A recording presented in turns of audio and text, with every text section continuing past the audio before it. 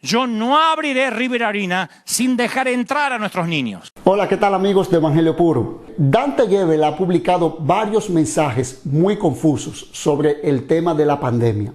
Mensajes donde Dante expresa su total desacuerdo con las medidas de prevención que su estado ha establecido para la reapertura de los templos.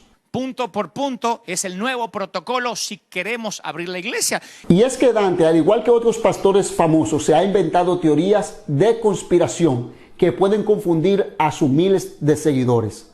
Para Dante, las medidas como usar mascarillas y distanciamiento social dentro del templo y que ancianos y niños no asistan por ahora a los templos son un plan oculto que tiene el gobierno o el Estado. Porque algunos quieren usar esta pandemia para intereses ocultos. Dante califica estas medidas como la peor persecución que los cristianos han vivido. Esa es la peor persecución de la historia.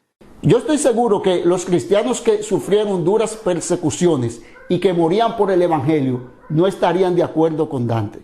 Pero Dante va aún más lejos. En su mensaje se percibe una actitud de desafío al Estado. Ningún faraón me va a decir, abran los templos, pero no se vayan muy lejos. Pero hay algo mucho más preocupante. Si yo no veo este video, yo no lo creo. Señores, en medio de esta pandemia, Dante motiva a quienes están enfermos de gripes o tienen algún síntoma de contagio a que acudan a su iglesia. Cuando estás enfermo, el primer lugar al que tenés que venir es acá a la iglesia, che. No, es que no lo quiero contagiar. Vení, ¿qué me vas a contagiar si el Señor sanaba leprosos? Esto, señores, es preocupante. Pareciera como si Dante estuviera recomendando a los cristianos de su iglesia a que actúen en contra de las normas del Estado.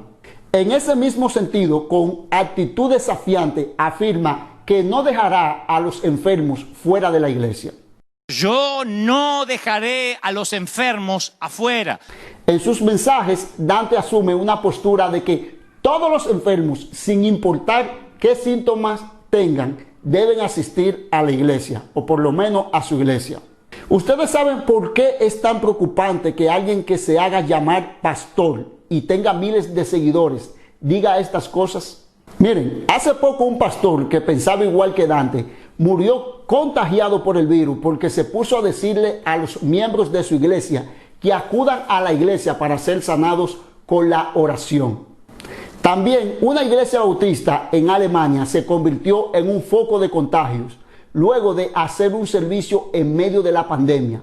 Hicieron el culto sin mascarillas y obviando otras medidas. El pastor también fue contagiado y terminó en cuidados intensivos. Esto es algo muy serio. Las medidas de prevención no son un plan oculto del gobierno como afirma Dante, ni mucho menos una persecución. Veamos lo que recomienda el pastor Miguel Núñez, que también es médico infectólogo. Noten la diferencia cuando se enseña con prudencia y no basado en teorías de conspiración. Es mi recomendación, al igual que ha sido del gobierno, que en esta primera fase seamos cuidadosos y podamos tener un buen testimonio público también como iglesia y no que nosotros violemos disposiciones que el gobierno ha dispuesto y que luego se nos pueda señalar que por no haber sido cuidadosos, pues tuvimos brotes dentro de las iglesias. Entonces, antes de hablar específicamente qué hacer al regresar a las iglesias, brevemente, el COVID se va a manifestar usualmente para aquellos que hacen síntomas. La sintomatología aparece entre el día 2 y el día 14 de yo haber entrado en contacto con el virus. ¿Cuáles son los síntomas más frecuentes? No los únicos, y no necesariamente tienen que estar presentes eso, pero los más comunes. Tos, fiebre, dolor de cuerpo, malestar general, pérdida del olfato, pérdida del gusto. Me voy a parar ahí un momentito. Cualquier persona que se sienta de esa manera no debe ir a la iglesia. Noten cómo el pastor Miguel Núñez apoya que las iglesias atiendan los protocolos del Estado. Si por desobediencia civil las iglesias crean focos de contagios, daremos mal testimonio del Evangelio. Pero veamos ahora esta importante recomendación de Miguel Núñez. No importa cuál sea el origen de la fiebre, no importa cuál sea el origen de la tos, aún no sea COVID, tengo que amar a mi hermano, tengo que llevar a cabo el segundo grande mandamiento de la ley de Dios como Cristo habló, amar a Dios con toda tu alma, toda tu mente, toda tu fuerza y al prójimo como a ti mismo. Una manera de amarlo en esta pandemia es cuidarlo y protegerlo. Entonces, si tengo cualquiera de esos síntomas, dolor muscular, fiebre, tos, dificultad respiratoria, pérdida del olfato, pérdida del sabor, entonces no debiera acudir a la iglesia. Noten este sabio consejo del pastor Miguel. Una evidencia de que amamos a los demás es no asistir a la iglesia si tenemos síntomas del virus, viendo el servicio online. Dante está muy equivocado cuando recomienda que los templos deben estar abiertos a todos los enfermos. Eso, señores, no es sabiduría. Dante también se queja de que el Estado recomienda a las iglesias que los ancianos no deben asistir a las reuniones en esta etapa. En este protocolo también nos dice que no podemos dejar congregar a los ancianos, pero no lo haré bajo las condiciones que me pone el gobierno. Pero una vez más, señores, esta recomendación de que los ancianos no vayan a los templos en esta etapa no es un plan oculto del gobierno. Veamos lo que recomienda el pastor Miguel.